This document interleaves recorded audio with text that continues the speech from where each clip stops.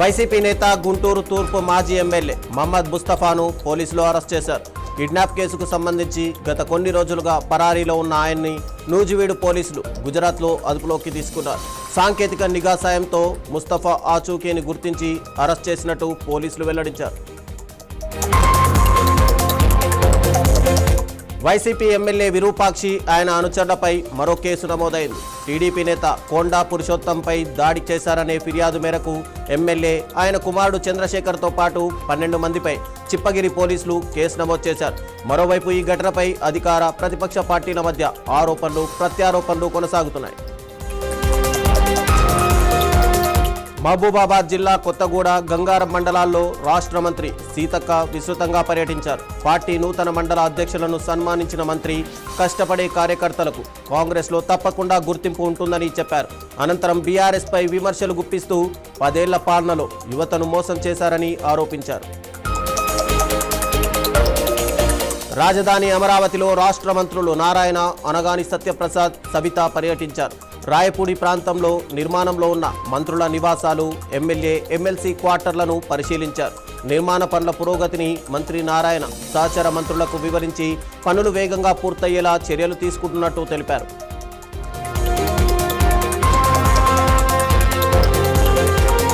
ఏలూరు జిల్లా నూజివీడులో మంత్రి కొలుసు పార్థసారథి ఇంటింటికి తెలుగుదేశం పార్టీ కార్యక్రమంలో పాల్గొన్నారు. మున్సిపాలిటీలో చెత్త సేకరణ కోసం కొత్తగా కొనుగోలు చేసిన వాహనాలను ప్రారంభించిన మంత్రి అనంతరం స్థానికులతో మాట్లాడి వారి సమస్యలను తెలుసుకున్నారు.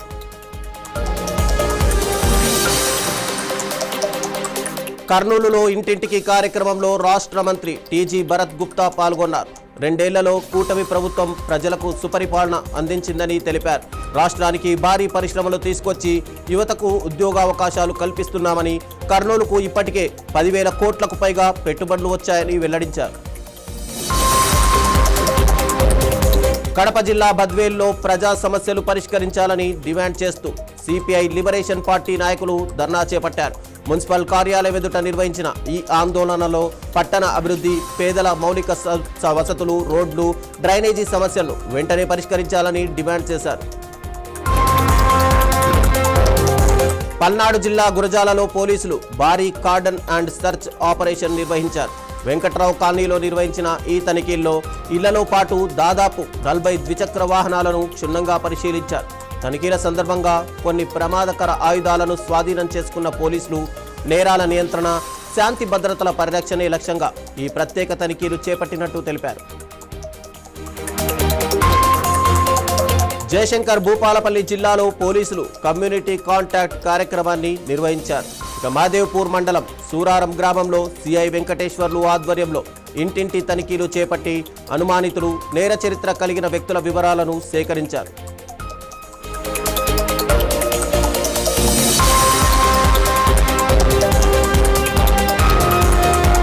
గుంటూరు జిల్లా తాడేపల్లిలో విషాద ఘటన చోటు చేసుకుంది. బంకింగ్హామ్ కాలువలో ఓ యువతి దూకిన ఘటన కలకలం రేపింది. సమాచారం అందుకున్న పోలీసులు, ఎస్డీఆర్ఎఫ్ బృందాలు వెంటనే గాలింపు చర్యలు ప్రారంభించాయి. యువతి తాడేపల్లి కొత్తూరు సెంటర్కు చెందిన 17 ఏళ్ల ఐశ్వర్యగా గుర్తించారు. కడప జిల్లా పులివెందులలో జరిగిన అనుమానాస్పద మృతి కేసును పోలీసులు హత్య కేసుగా ఛేదించారు. ప్రమాదంలా చిత్రీకరించే ప్రయత్నాన్ని సాంకేతిక ఆధారాలతో బట్టబయలు చేశారు. లారీ డ్రైవర్ మహబూబ్ బాషా, క్లీనర్ మధ్య జరిగిన ఘర్షణలో డ్రైవర్ మృతి చెందగా మృతదేహాన్ని రోడ్డుపై పడేసి లారీతో తొక్కించి ప్రమాదంగా చూపించే ప్రయత్నం చేసినట్టు పోలీసులు తెలిపారు. కృష్ణా జిల్లా మచిలీపట్నంలో 8 మంది విద్యార్థులు ఒక్కసారిగా అస్వస్థతకు గురికావడం కలకలం రేపింది. ప్రైవేట్ వసతి గృహంలో ఉంటున్న విద్యార్థులకు కాళ్ళు తిమ్మిర్లు, దద్దుర్లు, వికారం వంటి లక్షణాలు కనిపించడంతో అర్ధరాత్రి ప్రభుత్వ ఆసుపత్రికి తరలించారు. ఇక సమాచారం అందుకున్న వైద్యాధికారులు వెంటనే అక్కడికి చేరుకొని పరిస్థితిని సమీక్షించారు.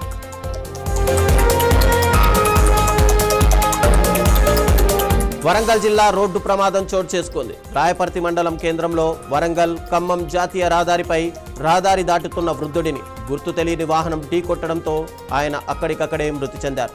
సమాచారం అందుకున్న పోలీసులు మృతదేహాన్ని పోస్టుమార్టం కోసం తరలించి కేసు నమోదు చేశారు. జనగామ జిల్లాలో దారుణ ఘటన చోటు చేసుకుంది. భర్తకు మరో మహిళతో సంబంధం ఉందని ప్రశ్నించిన భార్యపై భర్త దాడికి పాల్పడ్డాడు. కత్తితో దాడి చేసి తీవ్రంగా కొట్టి కాళ్ళు చేతులు విరిచినట్టు బాధితురాలు ఫిర్యాదు చేసింది. అనంతరం ఇద్దరు పిల్లలను తీసుకొని భర్త వెళ్లిపోయాడని తెలిపింది. ఇక కేసు నమోదు చేసిన పోలీసులు నిందితుడి కోసం గాలింపు చేపట్టి దర్యాప్తు కొనసాగిస్తున్నారు. సూర్యాపేట జిల్లాలో కూలీలను తీసుకెళ్తున్న ఆటో బోల్తాపడింది. నడిగూడెం మండలం రత్నవరం సమీపంలో వరి నాట్లు వేసేందుకు వెళ్తున్న కూలీల ఆటో అదుపు తప్పి బోల్తా పడడంతో నలుగురికి తీవ్ర గాయాలయ్యాయి. ప్రమాద స్థలంలో ఆటోలో 11 మంది కూలీలు ఉన్నారు. ఇక క్షతగాత్రులను వెంటనే కోదాడ ప్రభుత్వ ఆసుపత్రికి తరలించి చికిత్స అందిస్తున్నారు. ఘటనపై పోలీసులు కేసు నమోదు చేసి దర్యాప్తు చేపట్టారు. ములుగు జిల్లా ప్రభుత్వ ఆసుపత్రిలో పలు నూతన వైద్య సదుపాయాలను రాష్ట్ర మంత్రి సీతక్క ప్రారంభించారు. అనంతరం ఆసుపత్రిలో చికిత్స పొందుతున్న రోగులను పరామర్శించి వైద్య సేవలపై ఆరా తీశారు. ప్రజలకు మెరుగైన వైద్య సేవలు అందించడమే ప్రభుత్వ లక్ష్యమని ఈ సందర్భంగా తెలిపారు. కృష్ణా జిల్లా అవనిగడ్డ నియోజకవర్గానికిలో ప్రజారోగ్యానికి పెనుముప్పు తప్పింది. హైదరాబాద్ పరిసర ప్రాంతాల నుంచి చేపల చెరువుల్లో మేతగా వినియోగించేందుకు భారీ మొత్తంలో తరలిస్తున్న కోడి వ్యర్థాలను నాగాయలంక పోలీసులు స్వాధీనం చేసుకున్నారు. అనంతరం వాటిని నిబంధనల ప్రకారం పూడ్చిపెట్టి కేసు నమోదు చేసి దర్యాప్తు ప్రారంభించారు. భద్రాద్రి కొత్తగూడెం జిల్లా మనుగూరుకు ఊరట లభించింది. ఓసీ2 డిప్ సైట్ బ్లాక్లో వేలంలో సింగరేణి విజయం సాధించి బ్లాక్ను కైవసం చేసుకోంది. దీంతో మనుగూరు గనుల భవిష్యత్తుపై నెలకొన్న అనిశ్చితికి ఇప్పుడు తెరపడింది. సేవ్ మనుగూరు పేరుతో కార్మిక సంఘాలు చేపట్టిన సమిష్టి పోరాట ఫలితమే కార్మికులు వారి కుటుంబాలు హర్షం వ్యక్తం చేస్తున్నాయి. యాదాద్రి భువనగిరి జిల్లాలో మూసీ నది ఉగ్రరూపం దాల్చింది. ఎగువ ప్రాంతాల నుంచి భారీగా వరద నీరు చేరడంతో వలిగొండి మండలం సంగం భీమలింగం కత్వా వద్ద మూసీ ఉధృతంగా ప్రవహిస్తోంది. బొల్లేపల్లి సంగం గ్రామాల మధ్య ఉన్న లో లెవెల్ బ్రిడ్జిపై వరద నీరు చేరడంతో అధికారులు రాకపోకలను పూర్తిగా నిలిపివేశారు. కృష్ణానదికి వరద ఉధృతి పెరగడంతో సప్తనదుల సంగమేశ్వర ఆలయం మరోసారి జలసమాధి అయింది. కేవలం 3 రోజుల్లోనే ఆలయం పూర్తిగా నీట మునగగా ఆలయ శిఖరానికి కృష్ణా జలాలతో ప్రత్యేక పూజలు నిర్వహించి కలశానికి పురోహితులు మంగళహారతి సమర్పించారు. ధరణి ఉద్యోగుల తొలగింపు నిర్ణయానికి వ్యతిరేకంగా జయశంకర్ భూపాలపల్లి జిల్లా కలెక్టర్ కార్యాలయం ఎదుట ఆందోళన చేపట్టారు. ధరణి పోర్టల్లో విధులు నిర్వహిస్తున్న ఆపరేటర్లు అవుట్సోర్సింగ్ ఉద్యోగుల సేవలను నిలిపివేస్తూ ప్రభుత్వం జారీ చేసిన సర్క్యులర్ను వ్యతిరేకిస్తూ నిరసన వ్యక్తం చేశారు. కుప్పం సరిహద్దు ప్రాంతంలో ఏనుగుల బీభత్సం విషాదానికి దారితీసింది. తమిళనాడులోని కృష్ణగిరి జిల్లా చిప్పమట్లార్లపల్లి సమీపంలో ఏనుగుల దాడిలో ఓ రైతు, ఓ పాడి ఆవు మృతి చెందాయి. ఏనుగుల గుంపును అటవీ అధికారులు తరలిస్తున్న సమయంలో ఈ ఘటన చోటు చేసుకుంది. ములుగు జిల్లాలో ఓ ప్రభుత్వ ఉపాధ్యాయుడు పాఠ్య పుస్తకాలను పొలంలో అనుసంధానం చేస్తూ వినూత్న బోధనకు శ్రీకారం చుట్టారు. విద్యార్థులను నేరుగా వరి పొలానికి తీసుకెళ్లి స్వయంగా వరి నాట్లు వేయిస్తూ వ్యవసాయం విలువ, రైతు శ్రమను ప్రత్యక్షంగా పరిచయం చేశారు. పుస్తకాల్లోని పాఠాలను అనుభవాత్మకంగా బోధించిన ఈ కార్యక్రమం విద్యార్థులు, తల్లిదండ్రులు, రైతుల ప్రశంసలు అందుకుంటోంది. రంగారెడ్డి జిల్లా శంషాబాద్ మండలం గుల్లపల్లి గ్రామంలో అంబేద్కర్ యువజన సంఘం ఆధ్వర్యంలో పలారం బండి ఊరేగింపు అంగరంగ వైభవంగా జరిగింది. మాజీ కౌన్సిలర్ చెన్నం అశోక్ ముఖ్య అతిథిగా పాల్గొని అమ్మవారికి ప్రత్యేక పూజలు నిర్వహించారు. దేశవ్యాప్తంగా బీసీల రాజకీయ, సామాజిక హక్కులపై కీలక నిర్ణయాలకు వేదిక కానున్న 11వ జాతీయ ఓబీసీ మహాసభకు ఏర్పాట్లు జోరుగా సాగుతున్నాయి. ఈ నెల 7న బెంగళూరులో జరిగే మహాసభలో బెంగళూరు డిక్లరేషన్ ప్రకటించనున్నట్టు జాతీయ బీసీ సంక్షేమ సంఘం అధ్యక్షుడు జాజుల శ్రీనివాస్ గౌడ్ తెలిపారు.